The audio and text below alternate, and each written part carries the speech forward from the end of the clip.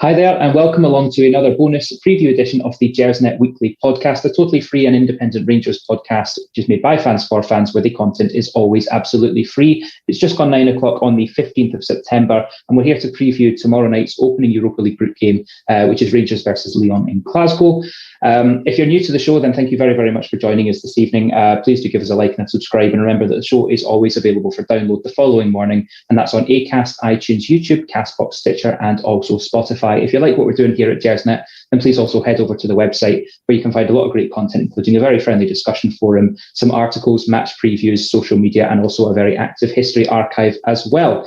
We're going to dive straight in tonight and introduce the two guests that we've got. And as we like to do on these European preview shows, we're really, really lucky to be joined, first of all, by Tom Abadie. Tom is joining us as a lifelong Lyon fan, a blogger for the Café de Commerce, and also the podcast presenter, another pod presenter on the Football English Language podcast. I think Tom is probably the only English language podcast specifically devoted to Lyon. And so we're very, very glad to have Tom with us. Tom, thank you for joining us this evening. How's your day been so far? Very good. Thank you for having me. No, we're glad. Is this obviously a podcaster yourself? Is this your first time on a Scottish football podcast? To be completely transparent, it hasn't, because I've been. No, I was contacted by a Scottish podcast earlier this week by the Hearts, and I'm not going to give a full name, but yeah, that's it. But if you want the completely transparent answer, this is the second one in 2 days. But I'm glad to be here, and I'm glad that the Rangers following get to know a bit more about the best club in the world. If you want to say. The best club in the world. Okay, fair enough. Look, we're an educated bunch, we're an enlightened bunch, and we like to know what we're up against. From the culture of the continent to the culture of Cardonald, the man with the most encyclopedic knowledge of European football I've ever come across, Alec Anderson. Alec, how are you? I'm absolutely fine. Tres Bonds and things like that. I'll just embarrass myself with my pronunciation of French straight away. I know you've spent time in that kind of neck of the woods as well, Ross, so I'll be keeping all my comments to Scottish football and Scottish football teams and Scottish football players, lest my pronunciation totally embarrasses me. And Tom, ever the diplomat, that was really well done there, very smooth. And we've never heard of that podcast you were talking about anyway. So no one has. Have you on. Fabulous. Right. So obviously the Europa League group stages kick off tomorrow. Rangers having navigated or unsuccessfully navigated the Champions League qualifying round and dropping down to face Alashkert from Armenia in the playoff round. Tom, we like to kind of know what we're up against, and we do sort of at Gersnet pride ourselves on proper tactical analysis and previews and things like that. Would you be able to give us a little bit of insight into the style of football that Lyon are going to present to us?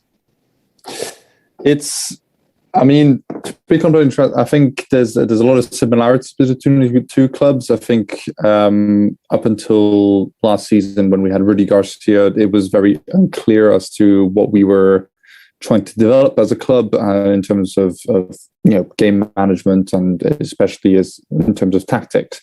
I think Peter Bosz, someone that for European listeners and people who do follow football around Europe, has been very good for us. He's come in this summer and has really rejuvenated the squad. Not only has he completely changed the approach we have to games, he's much more attacking, much more in, let's not care too much about whether we concede a goal or not. It's always about scoring the extra goal. He did this a lot with Leverkusen, and to an extent with Ajax and Dortmund. I don't care if we win 4-3.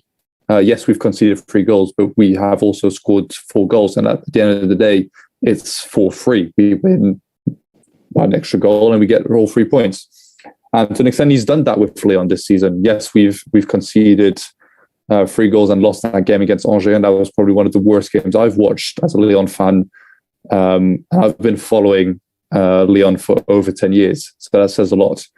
But I've always said from the get-go, Peter Bosz needs a lot of time to get his system set up and get his tactics set up and get the players he wants And at that time, he didn't have the players he wanted. Shaqiri and Emerson have come in since, and Boateng as well. And to an extent, that really will help.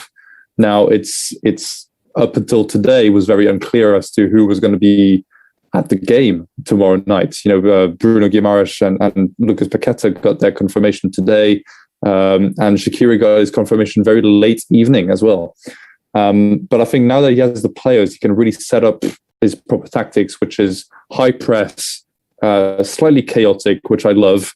Yes, it's slightly confusing at times, but also very bad for your heart rate, because you do end up conceding a few odd goals, but also scoring a lot. But at the end of the day, it's very attacking and exciting football. And I don't remember having this kind of football in the club since we won 7 titles in a row. So I'm excited for Bosch this season. And I think to an extent, it does look a lot like what Gerrard is doing. I can't say I've watched every game of Rangers, but I've watched the odd game. And I have to say, being a Gerrard fan in the past, it's interesting to see how he's implemented that into his management style, I guess. Yeah, I think with Gerrard, you can see the influences that he's had in his managerial career. Right? He's a very young manager, and you can see the influences of Jurgen Klopp, even going back to Benitez and to Gerard Houllier. Houllier as well. Absolutely. Yeah. It's funny you mentioned there the 7 titles in a row for Lyon. Would I be right in thinking that was the era of Paul Le Guen? Absolutely. I mean, Paul Le Guen stayed, to my knowledge, 1 or 2 years. So I wouldn't put the whole 7 titles on his back. But, we've had some great managers for the time. Houllier is one of them. Santini as well. The one I'm born in 98, so really following football from 2006, 2007. So Le Guen had his final season. Alain Perrin was the final manager to have a title. And as soon as it went to someone that you may know as an English listener, in the likes of Claude Puel, who's managed Leicester and Southampton, and now manages Saint-Etienne, our arch rivals. From there on, it went really downhill, and Le Guen was a big part of that success, but I wouldn't say he's the essential, manager throughout the whole 7 titles. Right. Tom, can I ask? I'm finding it very interesting what you're saying about the style. Under Bosch, particularly, I mean, Rangers, just to throw something at you, we beat Royal Antwerp 9-5 on aggregate in the knockout rounds last season. I think we drew 6 each over the 2 legs. 5 each over 2 legs, 2 group games with Benfica. So yeah, it looks like it could be crazy stuff. But that's the thing. There's an extent of having high scoring games beforehand, and that in the end it's not quite that. Look at Liverpool Leeds recently. I mean, yes, they ended 3-0, but you also expected so much more. And so I don't know if 2 attacking football teams makes it 10 goals a game. But I'm excited to see it. Yeah. But in terms of Bosch, what's his kind of remit, other than stylistically, obviously, he's changing things. But in terms of, I always find it incredible, the overall French record in European club competition, considering the amount of huge clubs, few bigger than Lyon. There's been so few European trophies actually won by the French. Plenty of finalists, what have you. And I think Lyon would probably be. And I don't want this to sound petty in any way, because I've got maximum respect for Lyon. I think they're an amazing club. But it's almost like they're one of the clubs, if somebody told you they'd never actually reached a European final, you wouldn't believe it. They're kind of like Real Sociedad and Real Betis. They're one of these clubs that you wouldn't believe it. Is Bosch been brought in with the remit to because it's particularly this season, if the past few seasons, if you win the Europa League, you're qualifying directly for the following season's Champions League. Is it about getting a European trophy for Lyon? Is it all about getting as close as possible to the kind of money factory that is PSG? I want to put forward 3 points here, and then you've mentioned a lot of things here. Firstly, yes, it does hurt very much that we've not reached a European final. But also, to that extent, there has been somewhat of a European final. We have won, I think it was around the 90s, the Intertoto Cup, which would be somewhat along the lines of the Conference League today. Very odd, but we do have, to an extent, one more European Cup than PSG has. When it gets to European finals, one of the seasons I followed the most is 2016-2017, when we got to the semi-final of the Europa League and should have won against Ajax, unless Maxwell Cornet had a better left foot. But we were playing Ajax of Peter Bosz at the time, and we should have got to the final and played my other favourite team, Manchester United. And that was the dream final for me. But unfortunately, we didn't make it, and that's it. But in my lifetime, we've had 2 European semi-finals.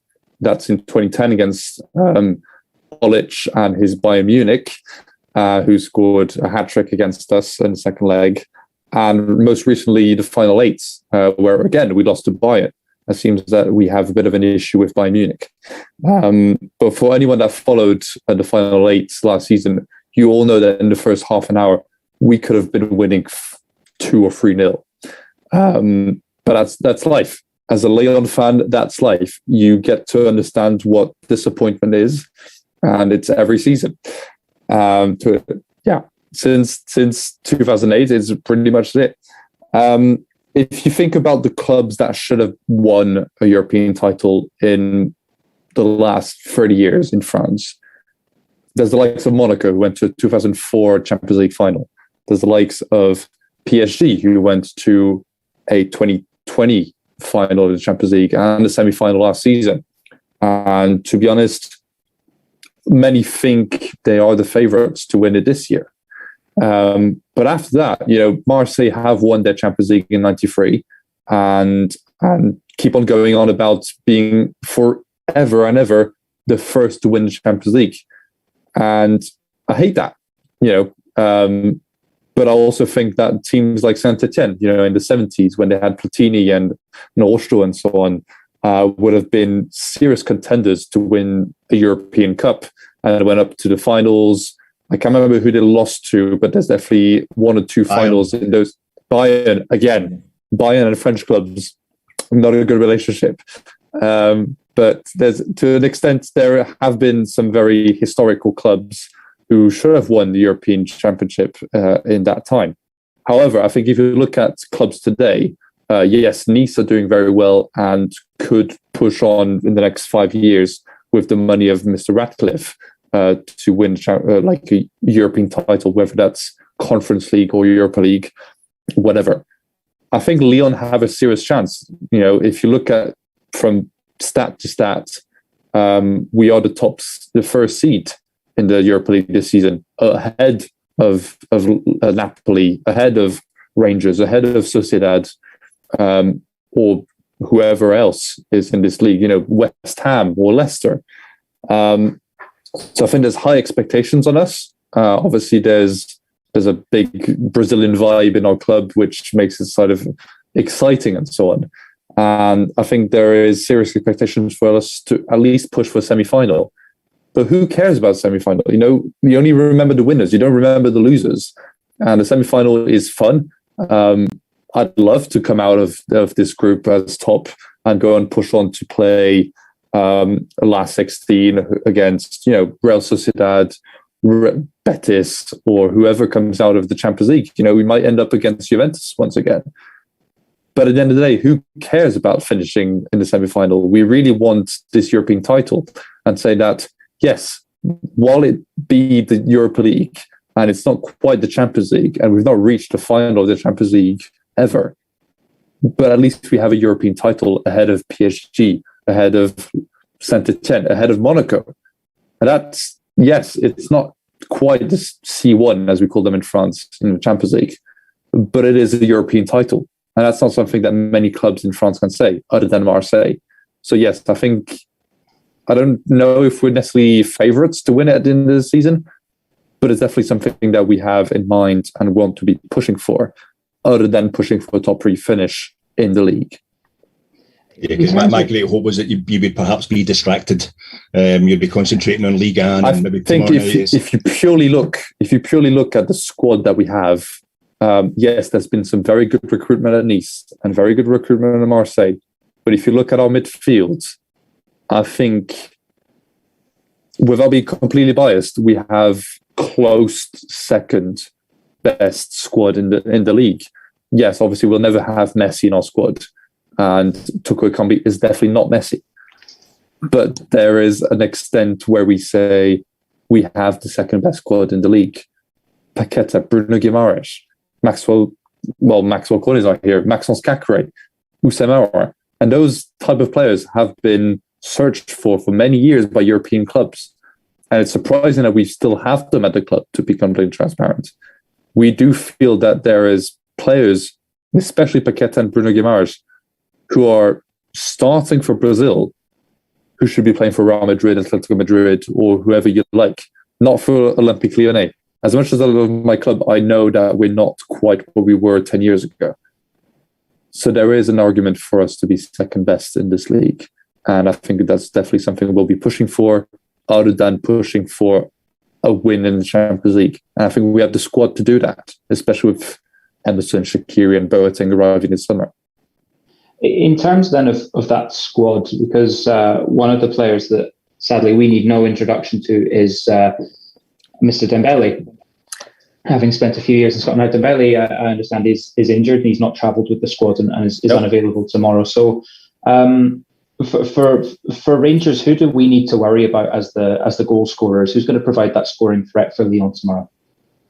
I would have definitely said Moussa Dembele as of 2 days ago. And I'm sure, as you know, he would have loved the goal at the Ibrox, being a Celtic player. You know, you look at Denier as well, Celtic player as well, and I'm sure he'll be looking to get on the back of corners. He scored on the weekend. In terms of the main attacking threat, Lucas Paqueta has definitely been one of our main star players, other than Memphis, since he's arrived in September 2020. I think we will start with Slimani up front tomorrow, and there's a chance that that will be less of a lethal striker than Moussa Dembele. However, he's a very good player to run around. It's sort of a Giroud type of player, where the ball is thrown upfield from Denier, from maybe Boateng if he starts tomorrow, but he can keep the ball and push it on to any of the wingers that are beside him. And on either sides of it will most likely be Toko Ekambi, who, as much as he scored 14 or 15 goals last season in the league, cannot finish any of his chances. And if you're watching Toko Ekambi, please do finish any of your chances you get. But I think your main threat is going to be Lucas Paqueta or Xherdan Shaqiri. Xherdan Shaqiri delivered as an assist and as a Champions League winner multiple times, league winner multiple times, very talented footballer, Swiss international with a huge experience. But I still feel at the moment, because he is still growing into his physicality, having not played all that much in the last 2 years, the main player you are looking at in terms of threats going forward is Lucas Paqueta, an incredibly talented Brazilian forward who can play any position, will also harass you until you go home to your bedroom to get the ball off you. And I don't mean this lightly. He is one of the highest performers in the league in terms of goal scoring and assists and so on. He's also one of the players that runs the most in the league. And I think that's the main player. And I'm extremely excited that he's been accorded by the Scotland government to come into Scotland without having to do his quarantine. Having done the previous podcast 2 days ago when this was not confirmed, I was extremely worried. But knowing that Paqueta and Bruno Guimaraes can start and will show, whether it's Guimaraes and his long balls up front or Paqueta and his intricate dribbling and his scoring, there is so much talent in this team. And I think those two Brazilians are the main focus.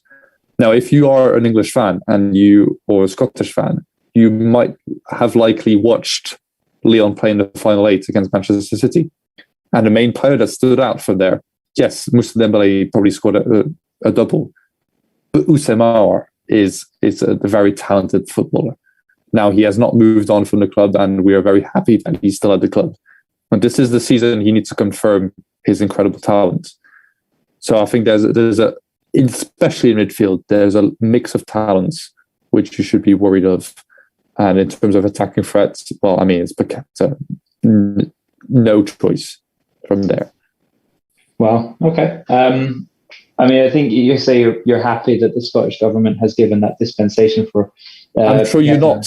Well, no, I'm not happy. But also, if you knew much about our relationship, Rangers' relationship with the Scottish government, I don't think anyone's particularly surprised at that. Tom, you've given us some wonderful context and some wonderful insight into the challenge that we face tomorrow. So I want to say a massive thank you for giving up your Wednesday evening to join us, and I'd love to wish you luck tomorrow, but with the confidence that you seem to have, I don't think you need our luck. So I mean, I'm confident, but there is always that special atmosphere at the Ibrox. Having rewatched the 2007 both games this week, whether it's the 3-0 we conceded at our old stadium in Gersnet, or the 3-0 you conceded at Ibrox. Obviously, Benzema is not part of the squad anymore. But Juninho is still in the stands, and to an extent, we still have somewhat of the same kit to play with. So I guess there's a bit of a rational relationship between both games. So I wish you all the best, and I don't ever side between Rangers and Celtic. I think it's great to see you back at the top level. I know this comes from a very different perspective, but I grew up watching the Old Firm derby, and it's great to see it at the top division, and it's great to see you back in top divisions of European football. It's very, very kind to hear. And if nothing else, we both hate teams that play in green, so at least we've got that in common. I guess so. Saint-Etienne, unfortunately, could be relegated this season, and that's unfortunate because we do usually get 6 points from that season from them. But that's, I guess that's somewhat less true with Celtic. Yes, that is. Well, the last season or two, it's improving. Yeah, we're doing well. Tom, thank you so much for coming in. We will let you go, and I hope you enjoy the game tomorrow. Thanks, Tom. Have a great game. Thank you. See you soon. Yes, sir. Now, Alec, with the 5 minutes that we've got remaining, how does all of that make you feel? I mean, as he was listing some of the players that they have, and just looking at their squad here, from Paqueta through to Shaqiri to Jerome Boateng, Jeffrey Adelaide, who was at Arsenal, Habu Keita, Islam Slimani, Emerson on loan from Chelsea. They've got some superstars, haven't they? How does that make you feel about tomorrow? Very, very excited, because I think we've got complete trust in Gerrard, particularly in games where we aren't fancied, and that's what I was trying to find out from Tom there. What Lyon's actual ambitions are, because they're very capable of going all the way and winning this tournament. But I think we, as Porto found out, as Feyenoord found out, and to a certain extent Benfica last season, we love nothing more than opposition that's more fancied than ourselves. It's young boys Bern that kind of trouble us, maybe Malmo as well. Yeah. It's that's the kind of game where we maybe kind of slide in. I'm really, I don't know about you, Ross, but I'm quite interested to find out what happens this season, because it's been a strange old start to the season. We're top of the league, in a kind of old style. We're just there because we can't really help it. It's a bit like back to the 90s under Sir Walter. It was a great feeling on Sunday, just getting the text in. Oh, by the way, Hibs and Hearts we're top of the league, and it's like, yeah. We've never really had a feeling like last season. We're used to winning league titles, but last season was special. But that on Sunday was just a lovely kind of, this is just, we won the league last year. We're probably going to win this year. Maybe do it next year as well. Really relaxed. But Europe is the one thing where we usually, once we get the league title sorted out, then you would focus on Europe. But we've arrived, and we've already done Europe really to the extent that we're expected to. 3 successive group stage qualifications, getting out the group twice. Gerrard's worked absolute miracles there from the moment he arrived, and we've lost our first ever qualifiers under Stevie G, and we've kind of, in the same way as we were just kind of went to top of the league in a really comfortably easy way, well, it didn't feel like it on Saturday, but on Sunday, the way we've ended up in the Europa League this season is almost a bit of a dissy. We had, kind of spectacularly tight games in the playoff game, the last 3 seasons against Ufa, against, Legia Warsaw. Mm-hmm. But then this time we've just kind of, Alash Kert, we could do another goal here, but we're in here. So I'm quite interested to see what's going to happen. But I think it's the best time to get them. It's only their 6th game under Peter Bosz. They've not had any European qualifiers, just straight into the group stage. Yeah. And I'm just hoping that, in much the same way, I'd hate to have to tell Tom that PSG have actually won the Cup Winners' Cup. We can surprise Lyon tomorrow night. But we've got our own problems. We've got a few problems of our own. But no, I'm really looking forward to it, Ross. And it's interesting because for all of that quality and for all of that confidence, you're right, it is a new manager and it's a team that's currently sat 7th in the French top tier.